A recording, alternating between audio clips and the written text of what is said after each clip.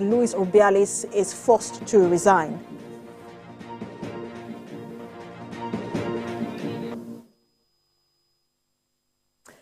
Let's begin in the nation's capital, where President Bola Tinubu has given a marching order to the ministers to revive the nation's economy, prioritize the interests as well of Nigerians, as well as the welfare of the entire nation. The president spoke at the inaugural Federal Executive Council meeting held at the State House in Abuja. And TVC State House correspondent Femi Akonde reports.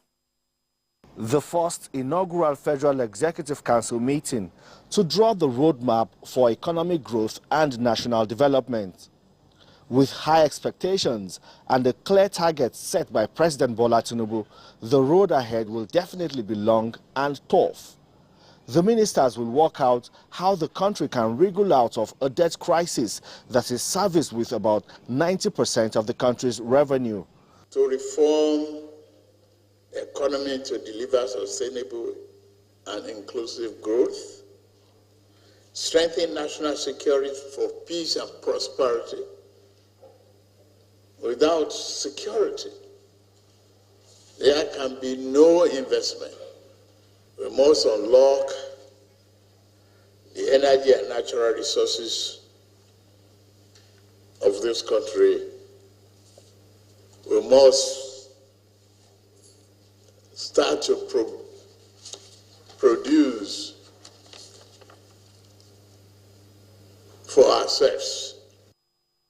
After the meeting of the Federal Executive Council, ministers disclosed the outcome of their deliberations and the resolutions reached.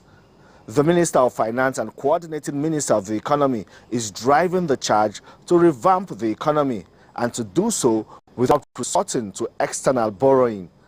And those are basically food security, ending poverty, economic growth and job creation, access to capital, particularly consumer credit, improving security, improving the playing field on which people and particularly companies operate, rule of law, and of course, fighting corruption. The bias is towards action so that we get things done. I think it's very clear that the President wants us to domesticate our efforts within our own national context, but also to be very practical in the interventions that we make. And with those marching orders, we now have our work cut out for us and will continue to refine as the Coordinating Minister of the Economy indicated.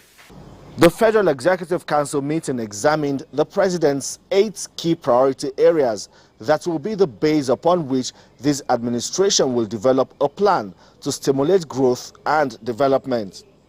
The mandate for the ministers across sectors is to create more jobs, ensure food security, and improve the well-being of citizens. Mr. President, by the first during his campaign, he promised 50 million jobs, and that's our target. And you know, we will take it in phases. We are looking at different sectors of the economy that will contribute to this job creation. Chief among them is the creative industry and the digital economy. And then the agri sector and agro-processing zone, and mining, oil and gas. So we are very, very confident that we will achieve this. As cabinet members, we have made our commitments to Mr. President, and I'm sure he's equally pleased with the kind of commitments that we have laid out today.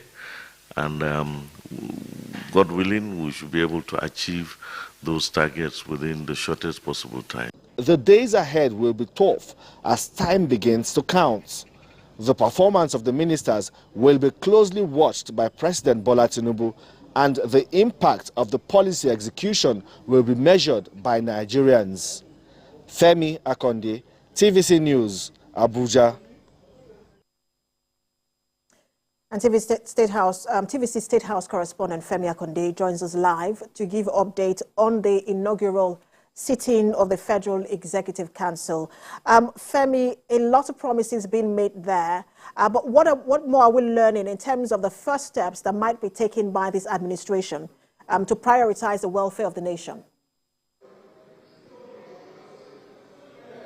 Well, the first steps taken by this administration will be to improve the economy, because like President Bola Tinubu clearly said, that was also again re-echoed by the coordinating minister of the economy, that this administration inherited an economy in bad shape. So what is most paramount for them is how they can stimulate economic growth, how they can ensure that they make strategic input into some of these key sectors that will fast-track economic development, and would also ensure that it makes meaningful impact on the lives of citizens. Because President Bola Tinubu is saying that the expectations are high and underperformance will not be tolerated. That is his charge to these new ministers who held their inaugural Federal Executive Council meeting today. I know President Bola Tinubu, coming from the private sector, where he understands the power of a chief executive to hire and fire, he has clearly told these ministers that nobody is indispensable and anyone who underperforms will be shown the way out. So everyone clearly understands what Mr. President's charge is, and of course, we expect them to go out to their ministries and also drive the permanent secretaries, the directors, all agencies and parastatals under them to ensure that they execute and implement these policies that would help President Bola Tinubu achieve and actualize his renewed hope agenda.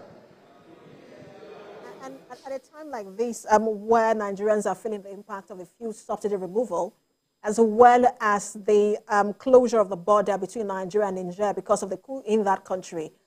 Food security perhaps is one of the biggest issues today, along with security. But when the Minister of Agriculture was speaking, what more did he say he was going to do in terms of ensuring food security for Nigerians? These are very difficult times. Yes, indeed, food security is already an emergency. We know that President Bola Tinubu, in his early days in office, declared a state of emergency on food security. Measures have been put in place to mitigate food shortages in certain areas and also try to bring down the soaring price of food commodities.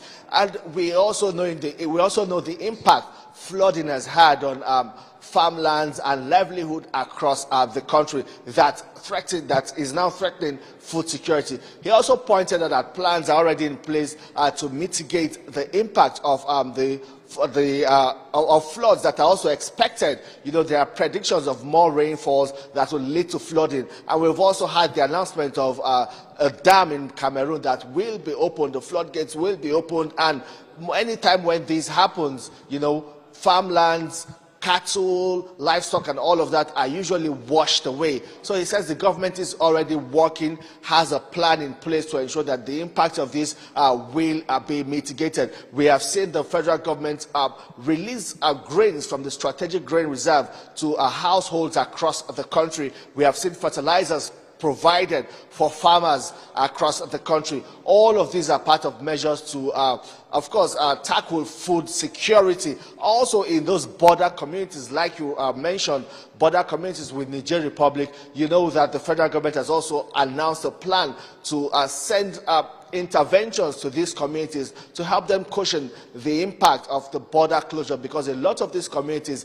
the local economy and their livelihood depends on the trans-border trade between Nigeria and Niger Republic. The federal government under President Bola Tinubu is putting all of that into consideration, is aware of the situation, and already using the state governors. Interventions are already being made to ensure that people in these communities do not really feel the impact of this border closure. Precious.